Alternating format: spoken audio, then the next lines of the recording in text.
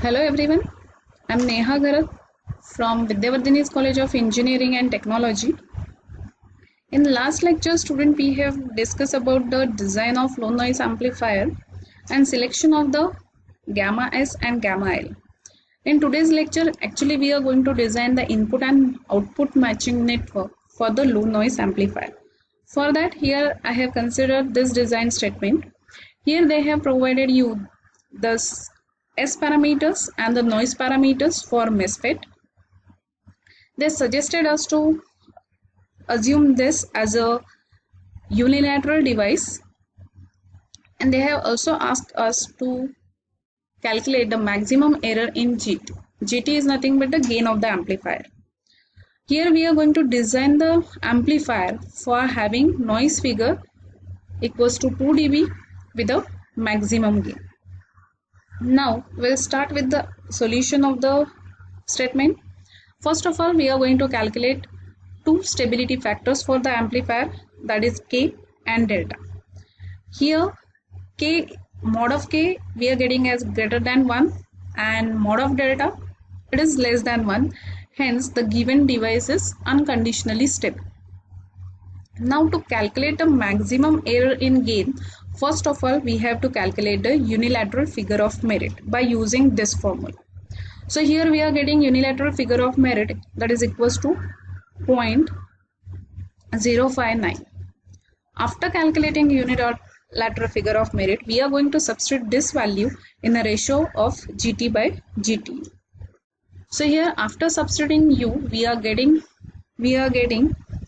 the value of this ratio, that is GT by GTU, which is equals to minus 0.5 dB and plus 0.53 dB. It has been observed that if we are getting the ratio of GT by GTU within the limit of plus and minus 0.5 dB, then we can consider this device as a unilateral device. Here, though this value is exceeded by some amount, but still they have suggested us to consider or to assume this device as a unilateral device only. Now after calculating the error in the gain, we have calculated the total gain of the amplifier. Here GTU max, that is the maximum gain of the amplifier, is GS max plus G0 plus GL max. These values here we are adding because we have mentioned those gains in dB. So here total gain of the amplifier, or you can say maximum gain of the amplifier, is 8.53 dB. Here we are getting the maximum source gain as 1.7 dB and maximum load gain as 1.25 dB. For the selection of the gamma S, we require the constant source gain circle and noise figure circle. So here we know that the GS max is 1.7 dB, but here we have considered the different source gain values. Those are nothing but 1.5 dB and 1 dB. For these three values of source gain, we have calculated GS, then center for the circle and the radius of the circle.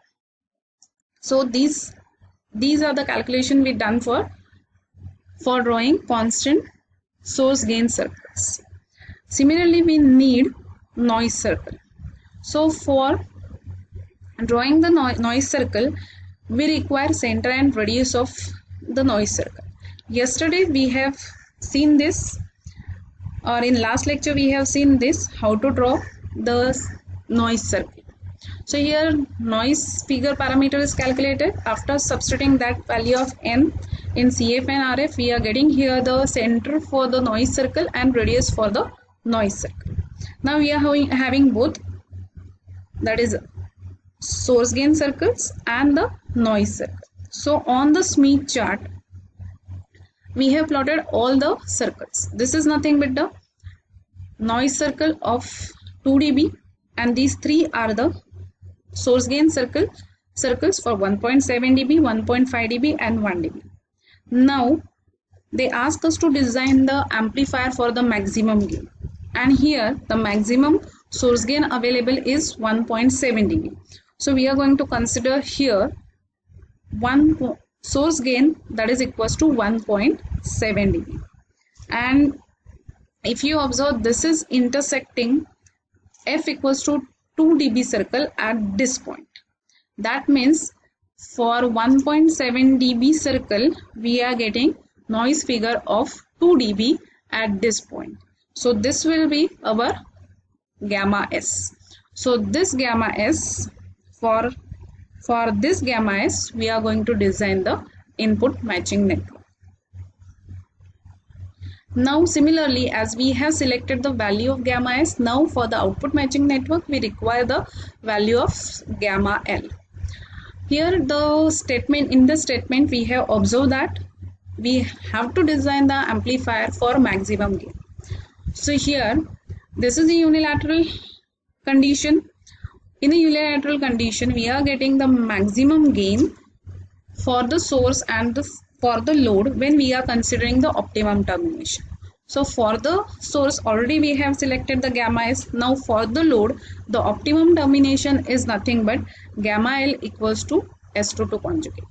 So now gamma L equals to S22 conjugate equals to 0.5 angle 60. This is nothing but the selected value of gamma L, and with the help of this gamma L now we are going to design the output matching network. Let's start with the design of the input and output matching network on the Smith chart. Before that we will draw the amplifier circuit.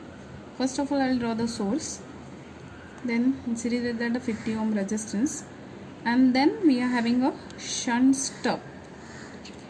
This stub we are placing in parallel with this 50 ohm resistance, and which is open circuited. Then we are placing part of the transmission line in series with this stub. Then we are having a FET, as here in the design it has been mentioned as FET, otherwise you can place the BJT also.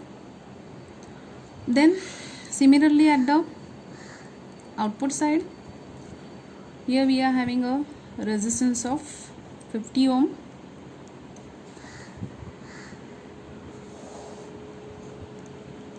and then in parallel with that we are having a stub, and again in series with that we are having a transmission line. So this is stub, parallel stub or shunt stub, and this is the series transmission line. This is also series transmission line. Here we are having gamma s, and this is our gamma L. Now we'll switch on the Smith chart. Here the selected value of the gamma s is 0.53 angle 75. This value we have selected as the intersection point of noise figure circle equals to 2 dB and the gain circle equals to 1.7 dB, as I have explained that in PPT. Now first of all I'm going to mark this gamma s on the Smith chart. So for that purpose, first of all I'll mark angle 75 degree.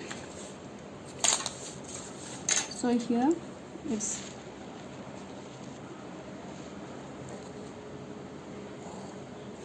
75, and then it's 0.53. The reflection coefficient value magnitude is 0.53. So now I will use this scale, that is for the reflection coefficient, and then I'll take a value of 0.53. So I have taken the value as 0.3. I have kept it as the center of the Smith chart and marked this as 0.5. So now I am having this as gamma s. So what I'll do next, I'll draw the constant VSWR circle passing through this gamma s. Now here, as we are going for the open circuited shunt stub, now this point will become shunt, so we are converting Z chart into Y chart, so this will become open circuit and this will become short circuit point. Now as our requirement is shunt stub, I am going to shift this gamma s by 180 degree, extend it on the wavelength scale. So So as I have shifted this by 180 degrees, so this is my ys. Now again we are going to follow this circuit design. This is our 50 ohm. So now 50 ohm I am going to normalize it. So after normalizing with the characteristic impedance, I will get 50 by 50, that is equals to 1, that is equals to 1 plus j0.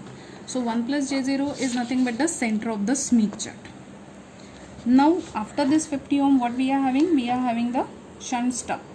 That is nothing but 50 ohm. 50 ohm normalized value is 1 plus j0, and if I am going to convert it into parallel, that is 1 by 1 plus j0, that is equals to 1. That means after converting this into a shunt stub, still we are at the center of the Smith chart. But we have studied in 7th semester, that is nothing but a micro engineering. When we are adding a stub in the design, it changes only the reactive part. Means if we are having 1 plus jx, 1 plus or minus jx, or 1 plus or minus jb, it will change only jx or jb. This resistance or conductance value will remain same. So now what we'll do to find the length of the stub?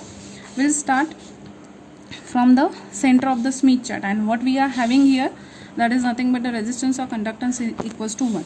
So this is the circle that I am having, where everywhere I am getting the value of resistance or the conductance equals to 1.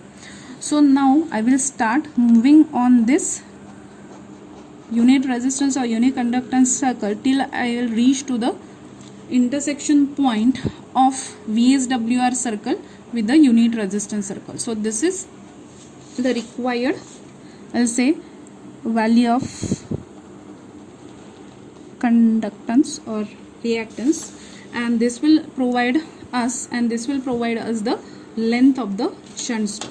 So now from this I'll get the length of the stub as, from this to this, it is nothing but 0.142, approximately equals to 0.142 lambda. So this is my length of the stub. So here what we have done, I have moved in this direction, that is nothing but in a clockwise direction only. Here you are supposed to move in the clockwise direction only, because coming back to this schematic, this is the 50 ohm resistance. Okay, so what I will do, I will temporarily consider it as a load and this as a source. So we are moving from load to the source. So for moving from load to source, there is this scale. This will indicate the movement from load to the generator, or wavelength towards the generator. So we have to follow that only. Are you getting? So this, we are going to follow this scale. So here we are moving in clockwise direction only. Okay, so this is our assumption that this is our load and this is our source, and because of that we are moving from source to load, and hence we are moving in clockwise direction.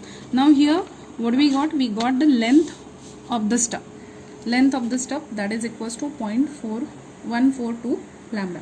What is remaining? Now this length of the transmission line or the series transmission line is remaining. So what I will do now, I will just draw the line passing through center of the Smith chart and this point, and then as this is nothing but this is shunt element, so we have to move from this point on the VSWR circle till we'll reach to YS.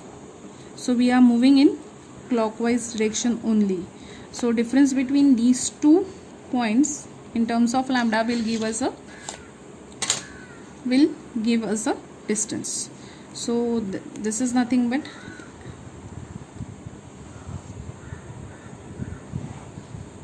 this is L for the series transmission line.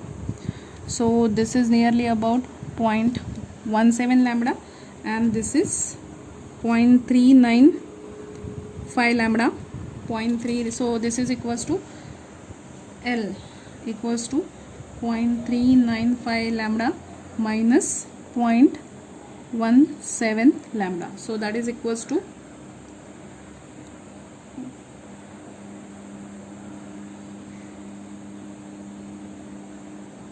0.117, so it will be 0.225 lambda.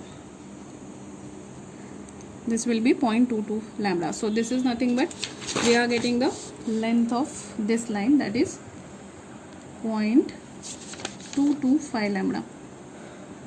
So here everywhere you are supposed to write down as 50 ohm. This is also 50 ohm, this is also 50, and this is also 50 ohm. In this way we have completed the matching network for source. So similarly we can design it for the load. Now for the output matching network, we have selected the value of rho L, that is equals to S22 conjugate equals to 0.5 angle 60. We have selected this as a S22 conjugate for the maximum gain, and it is required in design. So now first of all I will mark the angle 60 on the Smith chart. So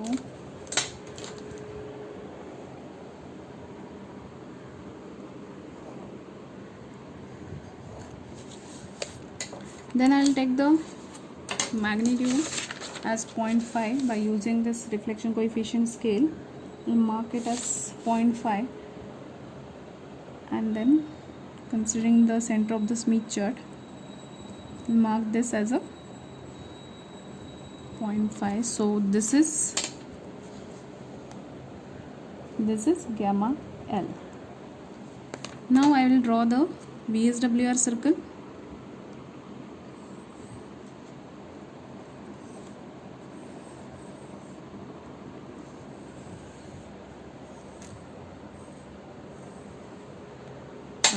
After drawing the VSWR circle, as we are designing open circuited shunt stub, I will shift this gamma L by 180 degree to convert it into YL bar. So now this is our open circuit point and this is our short circuit point. Then again we are going to follow the circuit diagram. So here as you observe, 50 ohm when we are converting into the shunt, that is nothing but again 1. So 50 ohm first of all normalizing, then converting into shunt, still we are having the resistance as 1 and the conductance as 0, that is nothing but the center of the Smith chart. So now to get the length of the stuff, what we will do, we will start moving on the unit resistance circle till I will reach up to this point, that is nothing but the intersection point of VSWR circle with the unit resistance circle, and at this point the available susceptance is this much, and this will give us, I will start from the open circuit point, and this will give us the length of the stub, length of the shunt stub. So length of the stub is equals to, here I am getting it as 0.135 lambda. So now I am having length of the stub as 0.135 lambda. Now to get the length of this series transmission line, I will move on this VSWR circle in clockwise direction only till I will reach to the YL point. So here how we are moving in a clockwise direction only, and to get the distance, or you can say the length of this series transmission line, we are moving on the constant VSWR circle in a clockwise direction till we will reach to this YL. So now length of this line, we are getting it as difference between these two points in terms of lambda, from this to this. This is nothing but the length of the series transmission line, that is equals to this L is equals to, here this point is 0.417 lambda minus this is 0.166 lambda. So L is equals to 0.215, sorry, L equals to 0.251 lambda. So this is 0.251 0.251 lambda. This is equals to 0.251 lambda. So here we have completed the design of the low noise amplifier. We have calculated or determined all the values of transmission lines, and here you'll come across this solution, but this may happen that your values are quite different than the provided solution. This may happen because how accurately you are drawing or plotting the value of gamma s and VSWR circle and intersection points. But still, whatever may be the values you are getting, keep it with you, and this will give you the complete solution of low noise amplifier.